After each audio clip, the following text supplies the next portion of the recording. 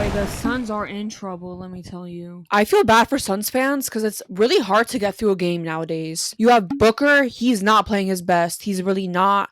You see a lot of Suns fans frustrated with how he's playing. KD is a 36-year-old man pushing 40, having to do a lot of heavy lifting. You can say that he has no help. Like the bench, you have to rely on Grayson Allen, but then everyone else is like, okay. There is like no defensive specialists on the Suns besides like Josh Okogie. Barely.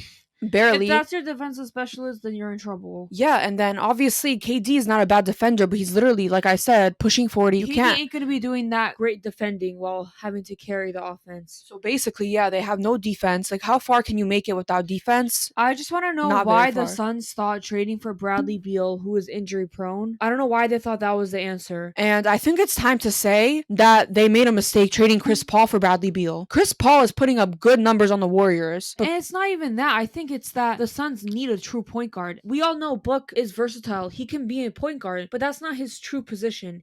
He does so much better as being the shooting guard on the team. And the Suns are 6th in the NBA in turnovers. So I think they just need a true point guard that can lead an efficient offense. I honestly think they'd probably get a little better by even bringing Rondo back from retirement. But that's how bad they are right now when it comes to that. Like, they just need a true point guard, in my opinion. Yeah, so basically the Suns' two biggest problems are their lack of a point guard. Every team needs a point guard, and their defense. So it's gonna be tough to see what they do. And Is injuries, it- because it's not Yeah. even just Beal who's injury prone. You could say Book is a little injury prone. You could say KD's a little injury prone. They've only played one game together. That's really, really bad because while other teams are all playing together healthy, they're gaining a lot of chemistry and momentum. The Suns aren't gaining anything.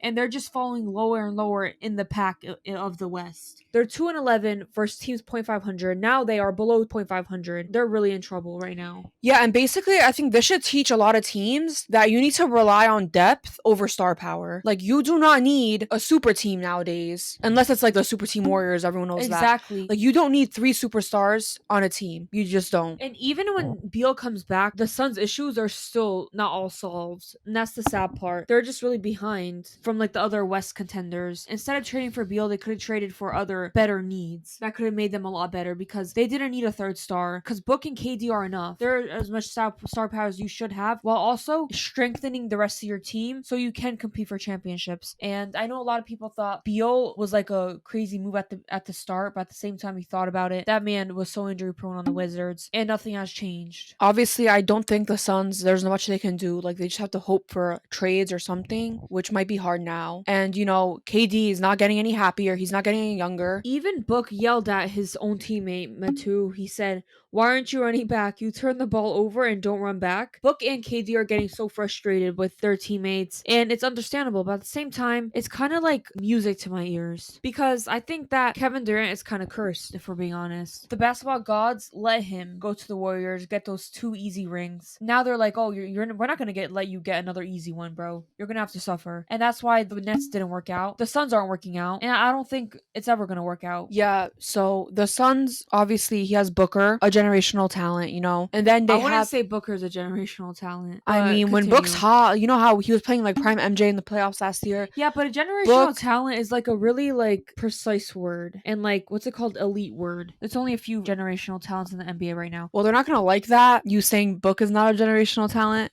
He's not. Yeah, like if you look back to the Nets, that was one of the biggest failures of all time. I'll never forget the day it happened. Everyone was tweeting like, "I'm never watching the NBA again. How much help can't keep getting away with this. How many rings are the Nets gonna win?"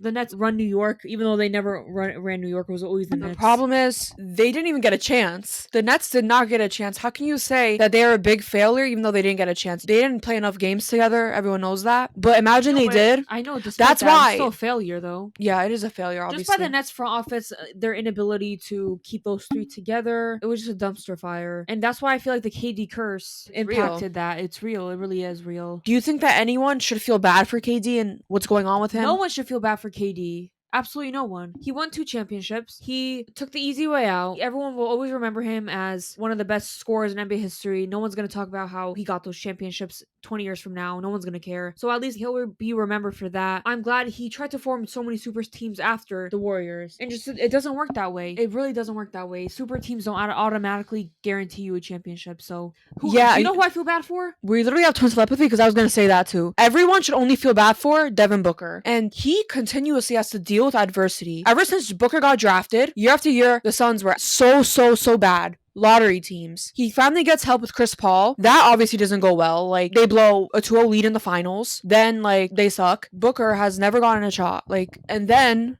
what happened next, Hannah? Luka? Yeah, Luka owns him. Like, Luka Magic, like, literally owns Booker. Like, It's just sad because, like, Book finally thought he was going to win a championship getting Kevin Durant. But we Yeah. all know that's not the case. I think everyone knows they're not going to win a championship unless they honestly make a big move. Yeah, Again, so- even though they already just made one with Beal. But honestly, I think if Beal gets healthy, and now it's just an ankle. I think the ankle is fine. It's not like a real, like, bad injury. I think once Beal comes back, then we'll be able to put a real assessment.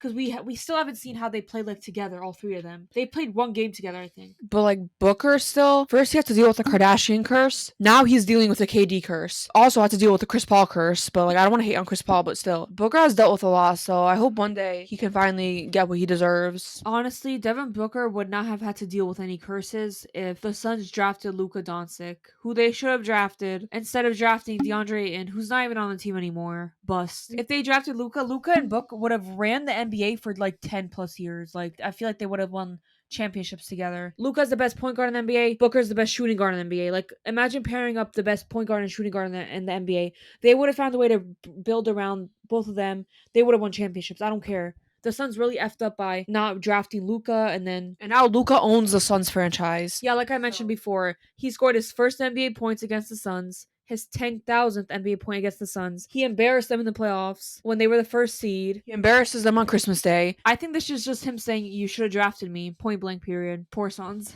JJ Redick tweeted recently that Derek White is an all-star. It's caused a lot of buzz because, like, half agree, half don't. But for me, I feel like Derek White is obviously, like, an amazing role player. He is by far the best role player in the league. He does everything for the Celtics on both ends. And he provides all-star level impact. So I don't think the take is terrible. But once you, like, look over the rest of the East, there's just too many guards who are all-stars for Derek White to get a spot. Yeah, and I think it's kind of crazy to say that a fourth option on a team should be an all-star. That means you're saying like 4 all-stars on a team. That's wild because the last time that happened was obviously the Super Team Warriors. KD, Clay, Curry, Draymond. No. Like, that's kind of like saying Derek White is on Draymond's level and he's not. Prime Draymond level, no. Some Celtics fans are saying that. No, we need to be real here. He's obviously a great role player, but they need to prove themselves. And also, maybe win a championship, the Celtics, for them to have 4 all-stars. And stop. And, like, imagine, like, what happened to just being a great role player? You don't have to become an all-star. Especially when the East has amazing guards like Jalen Brunson, Tyrese Halliburton, Tyrese Maxey, Damian Lillard, Donovan Mitchell, and Trae Young. All those guards should make a spot. And at least 2 of those guards I just mentioned will be snubbed from the all-star game. Yeah, and that's why I feel like that's just too many guards alone better than Derek White. And if he were to make it as a wild card, he'd also steal a spot from like a forward that deserves it. Let's say he became a wild card. He'd probably take a spot from Bam Adebayo or Banchero or even Kristaps. I think the only all-stars on the Celtics are Kristaps Porzingis and Jason Tatum. This year, definitely. Kristaps has been playing extremely well on both ends, so I definitely think Kristaps is going to be an all-star. And yeah, I don't think there's enough room for the Celtics to have more than 2 all-stars.